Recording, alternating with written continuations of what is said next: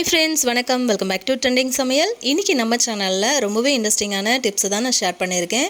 So ஒரு டிப்ஸுமே கண்டிப்பாக ரொம்பவே யூஸ்ஃபுல்லாக இருக்கும் அப்படின்னு நினைக்கிறேன். ஸோ இப்போ தான் நம்ம சேனலை ஃபஸ்ட் டைம் நீங்கள் பார்க்குறீங்க அப்படின்னா மறக்காமல் நம்ம சேனலை சப்ஸ்கிரைப் பண்ணி வச்சுக்கோங்க. அப்போ தான் நான் போடுறதான இந்த மாதிரி இன்ட்ரெஸ்டிங்கான வீடியோஸ் எல்லாமே நீங்கள் மிஸ் பண்ணாமல் பார்க்க முடியும்.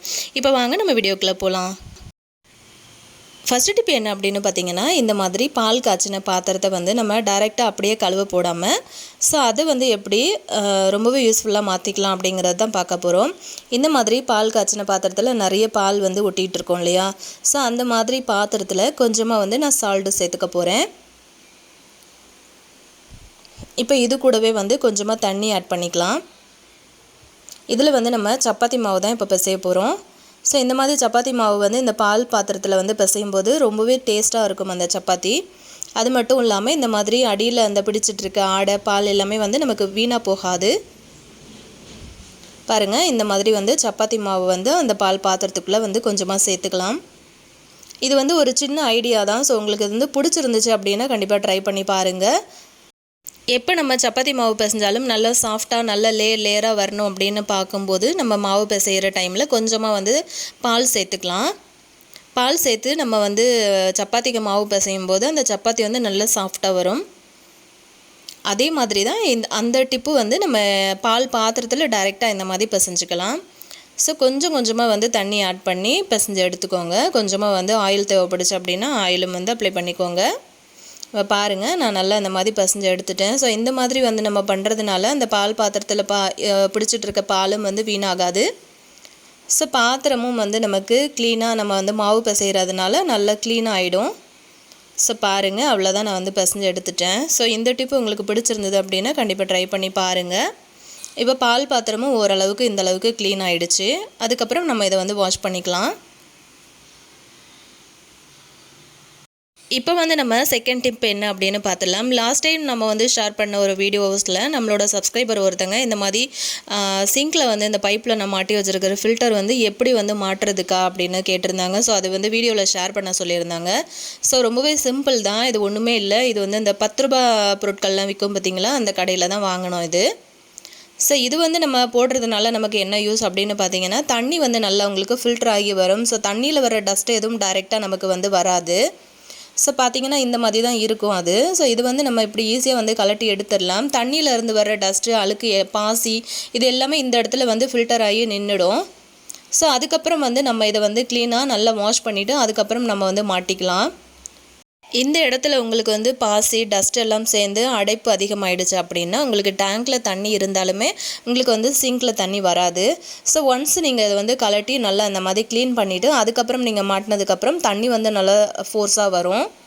ஸோ பாருங்கள், நான் இப்போ க்ளீன் பண்ணிட்டேன். ஸோ இது ரெண்டுத்தையும் ஒன்றா மாட்டிடலாம். இது ரொம்ப விலை கம்மி தாங்க, 10 ரூபா அப்படின்ற ரேஞ்சில் தான் நாங்கள் வாங்கினோம் 10 ரூபா பொருட்கள் விற்கிற கடையில். ஸோ கண்டிப்பாக பார்த்தீங்க அப்படின்னா மறக்காமல் வாங்கி உங்கள் சிங்கில் யூஸ் பண்ணி பாருங்கள். அவ்வளோதான், நம்ம கலட்டுறதுக்கும் மாட்டுறதுக்கும் க்ளீன் பண்ணுறதுக்கு எல்லாத்துக்குமே ரொம்ப ஈஸியாக இருக்கும்.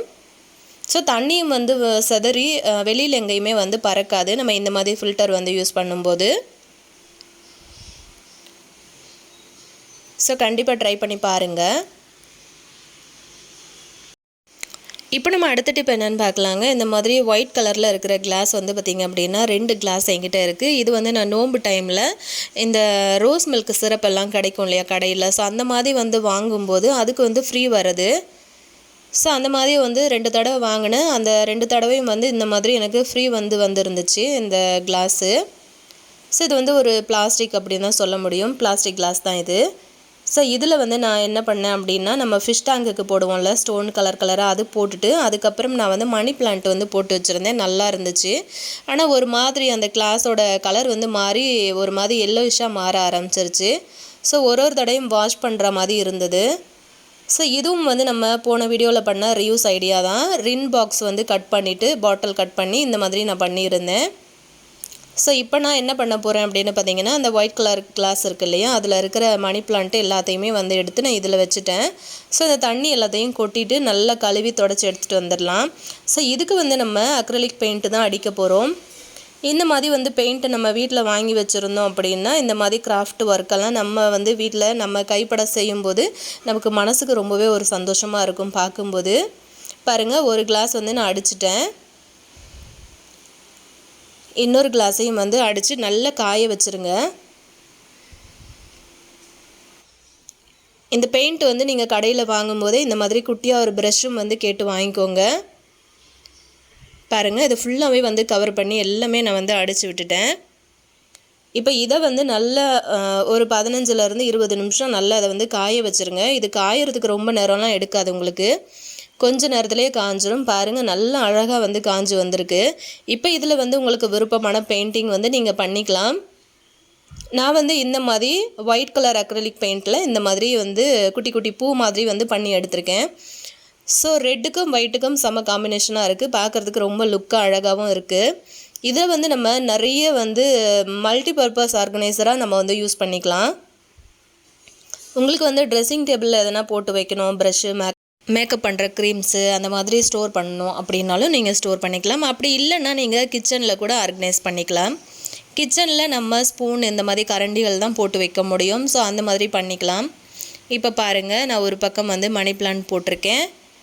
ஸோ அதுவும் நம்ம பண்ண கிராஃப்ட்டு தான். ஸோ பாருங்கள், நீங்கள் இந்த மாதிரி கூட ஆர்கனைஸ் பண்ணிக்கலாம்.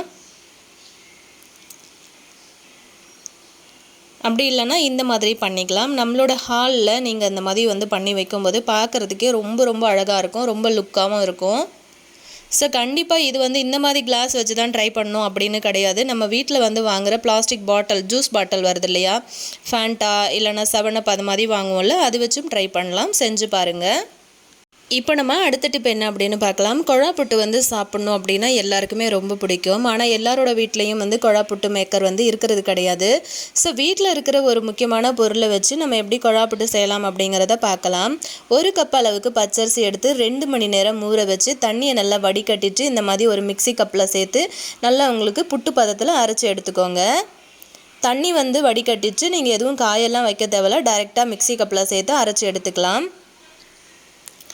புட்டு மாவு வந்து எந்த பதத்தில் அரைப்போமோ அந்த பதத்தில் வந்து அரைச்சி எடுத்துக்கோங்க. இப்போ பாருங்கள், நான் வந்து அரைச்சி எடுத்துகிட்டு இந்த மாதிரி மாற்றிக்கிட்டேன். ஸோ இப்போ வந்து கொஞ்சமாக உப்பு சேர்த்துக்கலாம். நான் எப்பவும் வந்து புட்டு இந்த மாதிரி பண்ணும்போது கொஞ்சம் சால்ட்டு இந்த டைமில் சேர்த்துப்பேன். இப்போ வந்து இதை ஒரு இட்லி பாத்திரத்தில் வச்சு நம்ம இதை வந்து ஆவி காட்டி எடுத்துக்கலாம். எனக்கு இது வந்து ஒரு 25லேருந்து 30 நிமிஷம் வரைக்கும் ஆச்சு.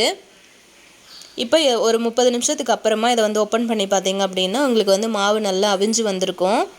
மாவு வந்து நல்லா வேக வைக்கணும், அதுதான் முக்கியமான ஒரு விஷயம். இதில் மாவு வந்து வேகாமல் அப்படியே எடுத்துட்டிங்கன்னா நல்லாவே இருக்காது. ஸோ செக் பண்ணி பார்த்துக்கோங்க. மாவு இப்படி உருட்டி விடும்போது நல்லா உங்களுக்கு வந்து உருண்டு வரணும், அதுதான் பதம். இப்போ வந்து நான் மாவில் வந்து தேங்காவை சேர்த்துருக்கேன். தேங்காய் வந்து மிக்சியில் போட்டு ஒரு சுற்றிட்டு இந்த மாதிரி சேர்த்துருக்கேன். கூடவே வந்து நாட்டு சர்க்கரை வந்து சேர்த்துருக்கேன். நான் எல்லாத்தையும் வந்து மாவில் மிக்ஸ் பண்ணினதுக்கு அப்புறமா தான் நம்ம வந்து கொழாப்புட்டு செய்ய போகிறோம்.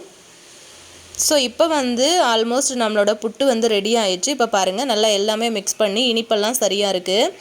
இப்போ நம்ம முறுக்குகள்லாம் செய்வோம் இல்லையா, முறுக்கு இடியாப்பம் எல்லாம் செய்வோம்ல, இந்த அச்சு இது வந்து நம்ம எல்லார் வீட்லேயும் இருக்கும் இல்லையா. ஸோ அது வந்து இடியாப்ப தட்டு வரும் பாருங்கள், அது மட்டும் உள்ளே சேர்த்துட்டு நான் வந்து இந்த மாதிரி புட்டு வந்து உள்ளே சேர்த்துருக்கேன். ஒரு முறையும் இந்த மாதிரி புட்டு உள்ளே போட்டுட்டு நல்லா ப்ரெஸ் பண்ணி கொடுத்துருங்க. நல்லா கொஞ்சம் டைட் பண்ணிவிடுங்க மாவை. அப்போ தான் நம்ம வந்து கொழாப்புட்டு வந்து தட்டும்போது கரெக்டாக உங்களுக்கு அந்த ஷேப்பில் கிடைக்கும். இல்லை அப்படின்னா நீங்கள் தட்டும் போதே வந்து பாதி உடஞ்சி வந்துடும். ஸோ பாருங்கள், ஒரு ஸ்பூனோட பின்பக்கத்தை இந்த மாதிரி வச்சு லைட்டாக அப்படி குத்தி விடுங்க. ஸோ எனக்கே வந்து கொஞ்சம் நடுக்கமாக தான் இருக்குது, அந்த ஷேப்பில் வந்து வருமோ வராதோ அப்படின்னு. ஸோ நல்லபடியாகவே வந்து வந்துருச்சு. பார்க்குறதுக்கு ரொம்ப அழகாக இருந்தது, சாப்பிட ரொம்பவே டேஸ்டியாக இருந்துச்சு. ஸோ உங்கள் வீட்டில் வந்து குட்டீஸ்க்கு வந்து கொழாப்புட்டு விருப்பம் அப்படின்னா கண்டிப்பாக நீங்கள் இனிமேல் இந்த மாதிரி வந்து ட்ரை பண்ணி பாருங்கள். நம்ம டம்ளர்லாம் கூட யூஸ் பண்ணலாம், ஆனால் அது எந்த அளவுக்கு ஒர்க் அவுட் ஆகும் அப்படிங்கிறது தெரியாது. ஆனால் இந்த மாதிரி நீங்கள் யூஸ் பண்ணி பண்ணும்போது சூப்பராக உங்களுக்கு வந்து வந்துடும். ஸோ கண்டிப்பாக ட்ரை பண்ணி பாருங்கள், ரொம்பவே டேஸ்டியாகவும் இருக்கும். இந்த வீடியோ உங்களுக்கு பிடிச்சிருந்தது அப்படின்னா மறக்காமல் நம்ம சேனலை சப்ஸ்கிரைப் பண்ணி வச்சுக்கோங்க. உங்கள் ஃப்ரெண்ட்ஸ் அண்ட் ஃபேமிலி மெம்பர்ஸ்க்கும் இந்த வீடியோவை ஷேர் பண்ணுங்கள். இதெல்லாம் நம்ம ரீசெண்டாக போட்ட வீடியோ தான். ஸோ மறக்காமல் அதையும் செக் பண்ணுங்கள். டிஸ்கிரிப்ஷனில் லிங்க் கொடுக்குறேன் ஃப்ரெண்ட்ஸ். தேங்க்யூ.